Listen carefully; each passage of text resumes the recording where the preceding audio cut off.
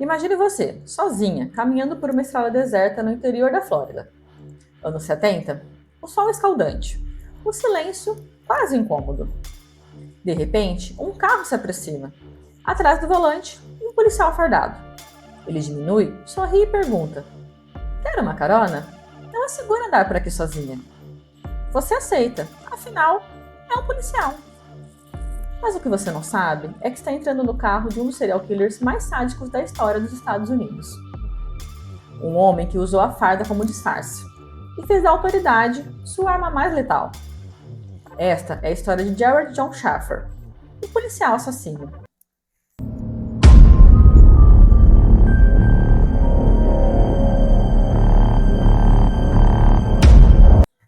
Jared John Shaffer nasceu em 1946, no estado de Wisconsin. Era o mais velho de 3 irmãos. Cresceu num lar marcado por tensão, controle e agressões constantes. O pai alcoólatra humilhava a mãe quase todos os dias. E ela reagia com silêncio, apática, quase invisível. Desde cedo, Sheffer já mostrava sinais preocupantes. Matava os pequenos animais, espionava as vizinhas e desenvolveu um fascínio mórbido pelo sofrimento. Aos 12 anos, escreveu em seu diário que queria ser padre, mas também fantasiava com a tortura de garotas. Seus primeiros desejos sexuais estavam ligados à violência, dominação e submissão feminina, um traço clássico da psicopatia precoce. Ele cresceu sentindo-se inferior e alimentando uma raiva profunda de mulheres, especialmente daquelas que, segundo ele, zombavam da sua masculinidade. Na vida adulta, tentou se encaixar. Formou-se em educação, tentou ser professor, mas logo percebeu que queria algo mais, algo que lhe desse poder de verdade. A polícia parecia o caminho ideal. Em 1971, foi aceito como policial no condado de Martin, na Flórida. Jovem, bem apessoado, voz calma. Conquistou rapidamente a confiança da comunidade. Mas por trás da farda havia um predador metódico. Sheffer usava o distintivo para abordar mulheres sozinhas, geralmente adolescentes, mochileiras, garotas vulneráveis. Oferecia carona, sugeria rotas mais seguras, alertava sobre homens perigosos. Mal sabiam elas que o verdadeiro perigo era ele. O modo de agir de Sheffer era perturbador. Depois de ganhar a confiança das vítimas, levava-as para as áreas remotas, florestas, pântanos, ilhas isoladas. Ali começava o ritual.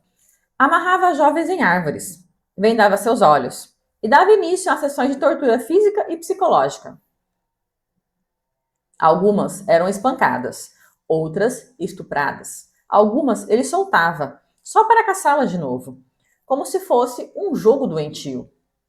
A maioria nunca voltou para casa. Um dos casos mais emblemáticos foi o de Susan Place e Georgia Jessup. As duas adolescentes desapareceram após citar carona de um homem da lei. Meses depois, seus corpos foram encontrados em uma mata, com sinais de amarração e perfurações. A cena chocou até os investigadores mais experientes. Mas Sheffer cometeu um erro.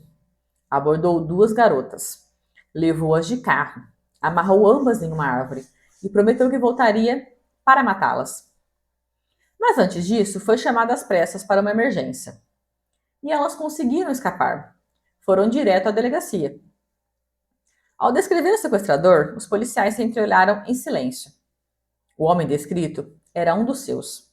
Sheffer foi preso, e foi aí que o verdadeiro horror veio à tona. Na busca em sua casa, a polícia encontrou um verdadeiro santuário doentio. Centenas de objetos pessoais de mulheres desaparecidas. Colares, peças íntimas, escovas de cabelo, diários. Havia também dentes humanos, fotografias, documentos. Mas o mais perturbador ainda estava por vir. Shaffer escrevia histórias, contos com detalhes de sequestros, torturas e mortes. Mas aquilo não era ficção, eram confissões.